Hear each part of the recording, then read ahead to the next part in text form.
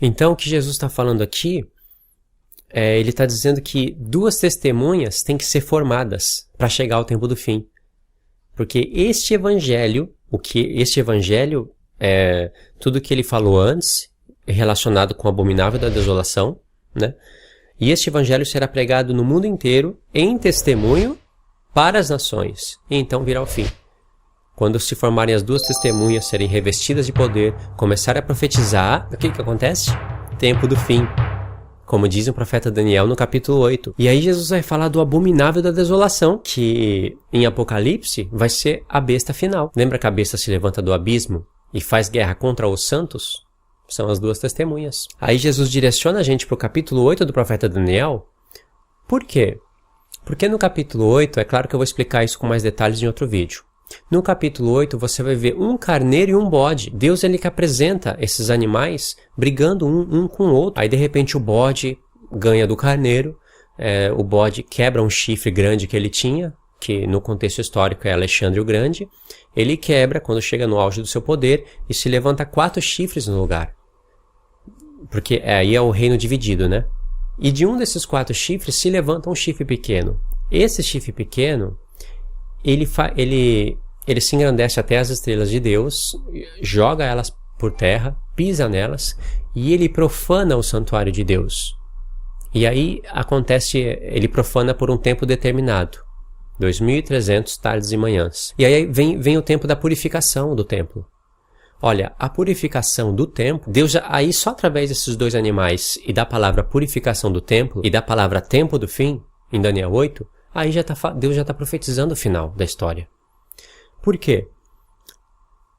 Imagine que Deus sabe que a Pérsia vai brigar com a Grécia. Eles vão entrar em guerra e que a Grécia vai ganhar. Imagine Deus pensando, eu tenho que pegar 2 animais para representar esses 2 reinos. Eu quero mudar as figuras. No que eu vou representar o reino da Pérsia? Elefante? Não. Leopardo? Não, leopardo não. Cobra? Não. Baleia? Não. Cachorro? Não. Galinha? Não. Carneiro? Carneiro. Agora a Grécia. Preciso um animal para representar a Grécia. Grécia, reino dos gregos, deixa eu ver, leão. Não, leão não. Urso. Urso não dá, já foi usado antes para falar da Pérsia. Tigre. Não, tigre não. Bode. Bode peludo. Tá aí, bode peludo. Vou usar o carneiro e o bode peludo para representar esses 2 reinos. E eu quero também usar a palavra tempo do fim. Aí de repente tem o chifre pequeno se levanta, vai profanar o santuário de Deus e vai purificar o santuário de Deus. Aí Deus olha e fala, nossa, que incrível! Eu usei o carneiro e o bode, que são animais usados no dia da expiação, da sexta festa, e falei tempo do fim, e tem a purificação do santuário, que é na sexta festa. Como bateu tudo certinho? Você acha que Deus... foi assim que Deus planejou as coisas? É claro que ele previu tudo. Ele viu que a gente ia estudar e iria encontrar esse caminho. Ele deixou as pistas. Ele não usou o carneiro e o bode por acaso. O carneiro e o bode aparecendo junto com o santuário de Deus, sendo profanado e vindo a purificação, isso aponta para o dia da expiação. Quando que era realizada a purificação do templo no livro da lei? Não era só quando o santuário era profanado. Purificação do santuário está em Levítico 16. Todos os anos era feito, por causa dos pecados dos filhos de Israel. A purificação do santuário era realizada por um carneiro e por um bode. Bom, e resumindo, o sumo sacerdote executava a expiação dos pecados, a propiciação, porque sangue era aspergido 7 vezes na Arca da Aliança, e depois saía do templo, cuidava do segundo bode, e depois de 5 dias o sumo sacerdote tinha a lei de introduzir o povo nos tabernáculos.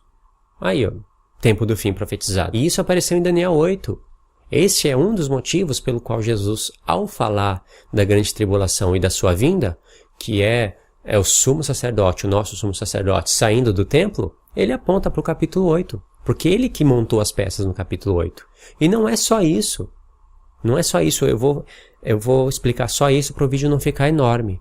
E como eu não estou usando um mapa mental, eu quero mais para frente explicar com mais detalhes. E essas coisas, Daniel 8 está sendo cruzado com Apocalipse, onde tem duas testemunhas de Deus, que é onde Deus do céu vai jogar o ministério de Moisés e Elias em judeus e gentios, em Efraim e Judá, no povo dele. Sem contar, contando a partir de agora, que o bode peludo, quando você vai olhar no hebraico, a expressão bode peludo aponta para Edom, cabeludo. E você sabe que Edom, no livro do profeta Isaías, cruzando com Apocalipse, desde o princípio da palavra também, cruzando com Apocalipse, você encontra a besta final.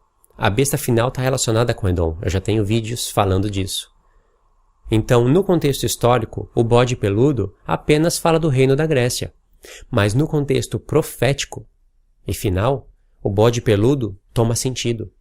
Porque ele fala não somente na palavra hebraica apontando para Edom, que se uniu com Ismael, que é a besta final, mas também aponta para a saída do sumo sacerdote na sexta festa, a saída do sumo sacerdote do templo, para cuidar daquele segundo bode, o qual era separado para Azazel e não para Deus, o qual era apresentado vivo e iria morrer abandonado no deserto, com a culpa, levando a culpa dos pecados de todo Israel, mesmo que os pecados já haviam sido perdoados através do primeiro carneiro e do primeiro bode. Então, isso é tremendo. Eu fico assombrado só com essas informações e ainda falta metade delas.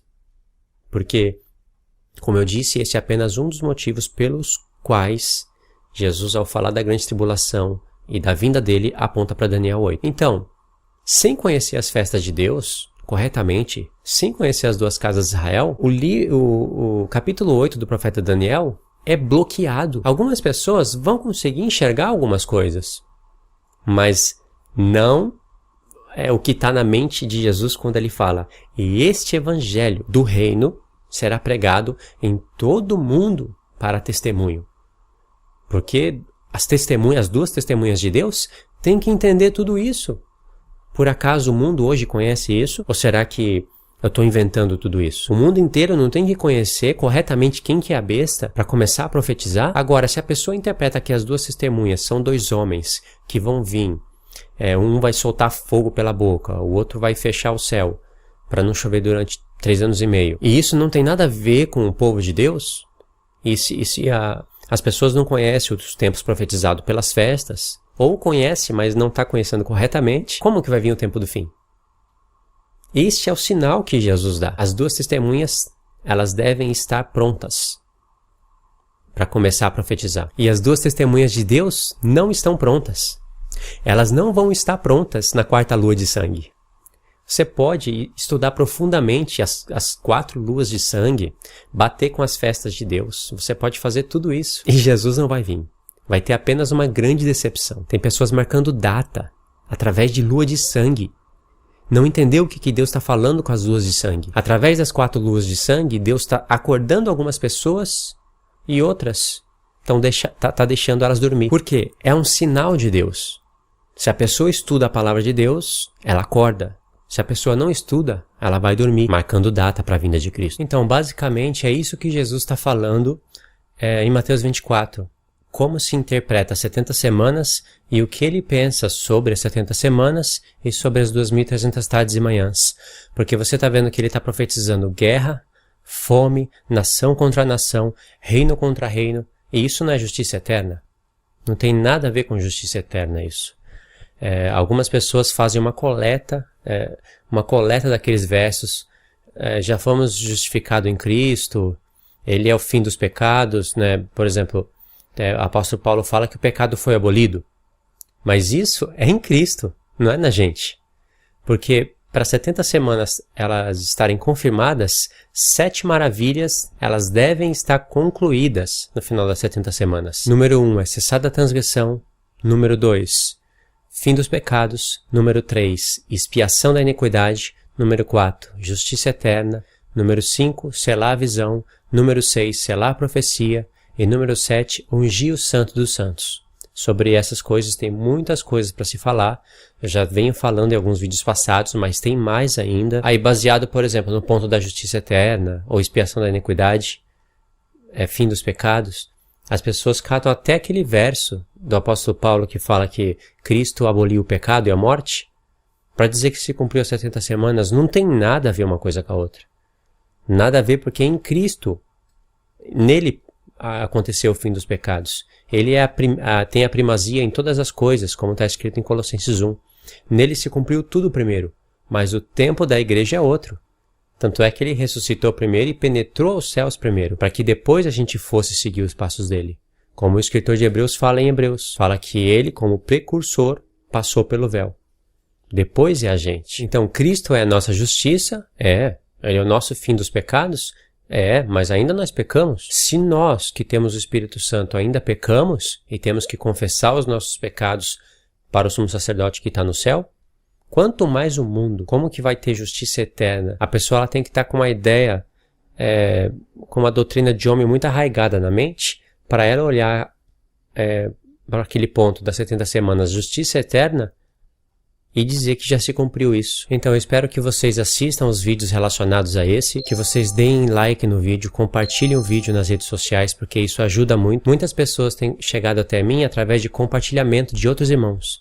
A pessoa chega e fala: irmão, eu vi o seu vídeo através de um outro irmão que compartilhou e eu assisti os seus estudos e agora tive mais vontade de estudar a palavra, sabe? A minha mente abriu para muitos temas. E aí eu começo um relacionamento com a pessoa e aí ela começa a estudar a escritura de uma maneira que eu não estudava antes. E ela fica maravilhada, porque tem muitos assuntos ricos mesmo que eu costumo abordar no meu canal. Eu não posso esperar isso de calvinista, não posso esperar isso de adventista, não posso esperar isso de judeu messiânico, mas para pessoas que estudam a palavra desprendida de toda qualquer doutrina de homem, isso eu posso contar com a sua ajuda. Esse vídeo eu finalizo aqui e a gente se vê na próxima. Deus abençoe.